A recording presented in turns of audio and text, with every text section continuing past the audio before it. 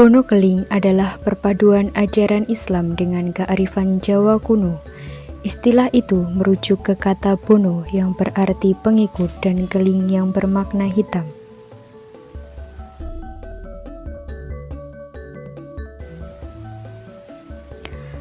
Masyarakat adat Bono Keling hidup tersebar di wilayah Jawa Tengah di sekitaran Banyumas dan Cilacap, berpusat di Desa Pekuncen, Kecamatan Jatilawang, Kabupaten Banyumas.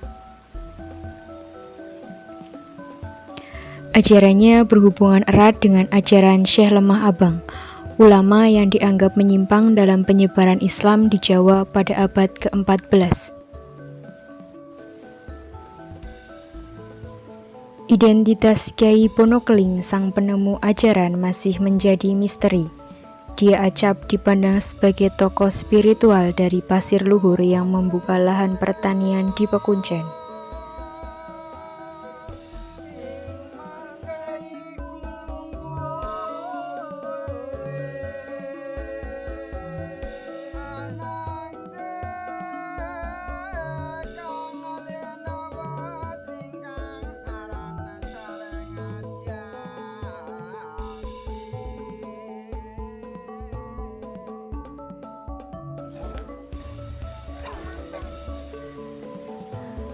Para pengikut ajaran Bono Keling biasa disebut sebagai anak putu Bono Keling.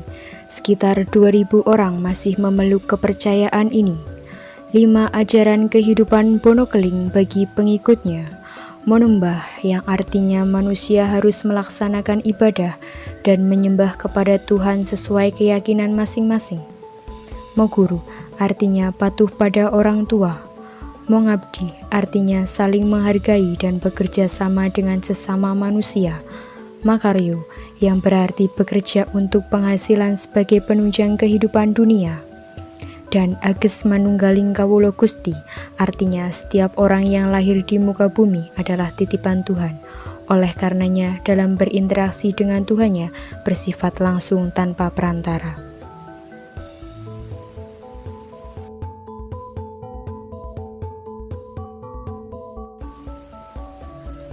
Para anak putu Bono Keling rutin melakukan ritual sepekan sebelum Ramadan ke makam Kyai Bono Keling. Ziarah biasanya dilakukan pada Jumat terakhir sepekan sebelum Ramadan.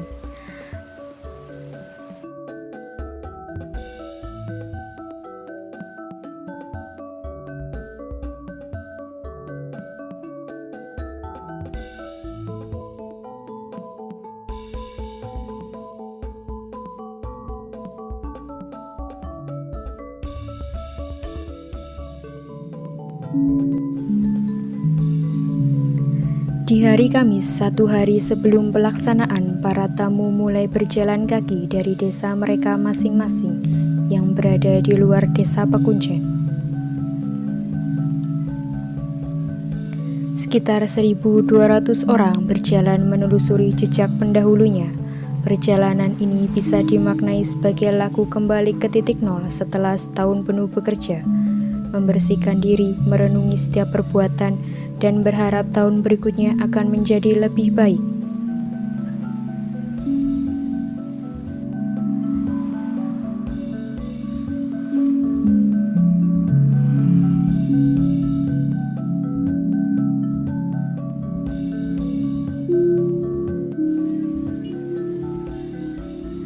Mereka berjalan bersama-sama dengan membawa bahan makanan, baik hasil panen maupun yang mereka beli di pasar, seperti jenang, jajanan pasar, buah-buahan, sayuran, dan hewan ternak.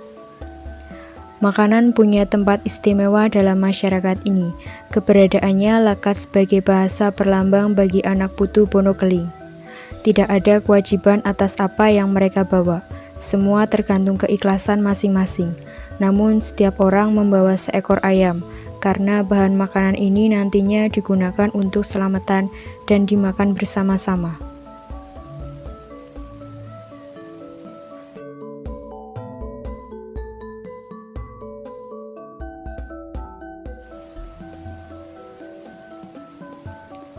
Para anak putu dari luar desa Pekuncen akan dijemput oleh anak putu dari desa Pekuncen yang bertemu di perbatasan Banyumas dan Cilacap. Di sini barang bawaan para tamu akan berganti dibawa oleh anak putu dari desa Pekuncen dan akan dilakukan serah terima bahan makanan yang dibawa kepada juru kunci di Balai Malang.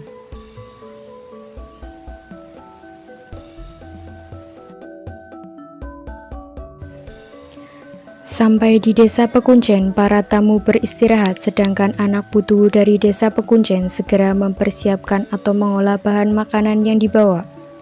Para tamu tidak ikut terlibat karena mereka adalah tamu yang harus dihormati. Demikian pula posisi perempuan. Komunitas adat Bonokeling menganggap perempuan sebagai wakil Tuhan karena para laki-laki lahir dari rahim seorang ibu.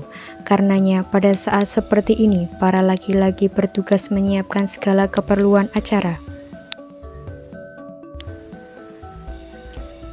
Sekitar pukul 3 dini hari, para tamu akan berdoa di Balai Pasemuhan.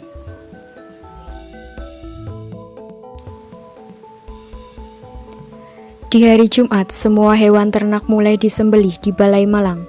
Kemudian hewan tersebut dimasak bersama-sama.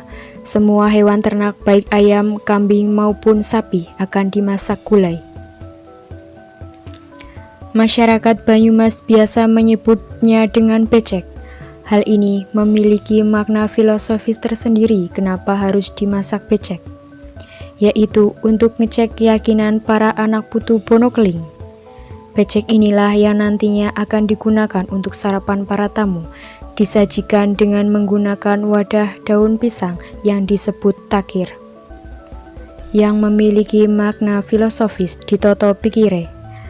Tradisi menyantap makanan tersebut telah bertahan selama ratusan tahun dalam sebuah ritual yang menajamkan gagasan sama rasa, sama rata di hadapan pusaran leluhur.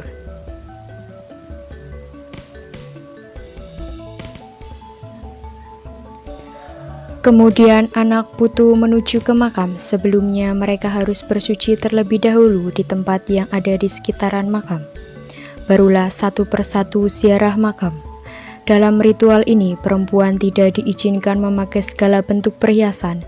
Satu-satunya kain yang mereka pakai adalah lawon, kain tenun berbahan kapas yang kelak akan menjadi pembungkus jenazah mereka. Sementara para laki-laki diwajibkan membuka baju saat acara berlangsung. Menurut mereka, hal ini adalah perlambang kepasrahan menyerahkan sepenuhnya hidup kepada Sang Maha Kuasa. Dilanjutkan dengan selamatan di Balai Mangu. Disinilah satu persatu harapan anak putu akan dibacakan. Ini merupakan puncak dari ritual upacara Perlon Bonokeling. Leluhur sejati parang dunung irongor beng dumati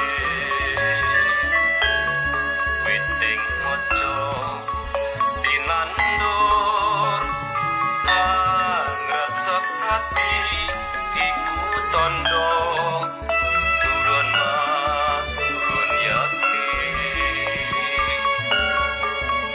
sikro sikro sikro mastuti sumungkem ibu pertiwi sikro sikro sikro mastuti ruro kinasihing ibu sejati.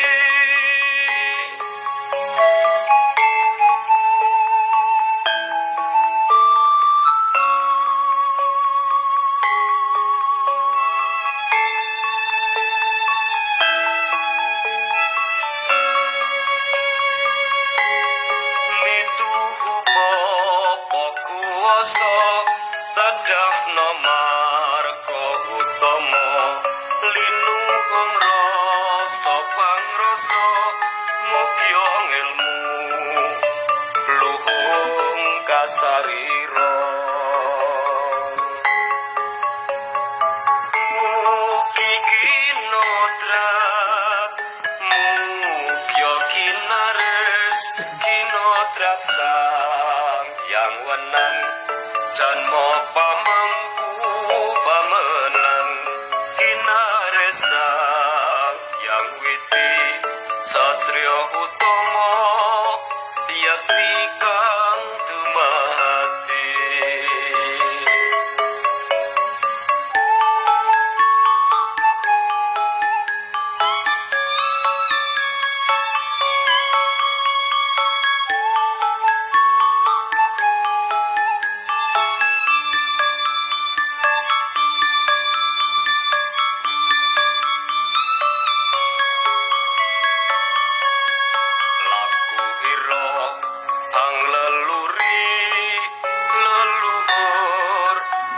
jati paran dunung ira mur beng dumati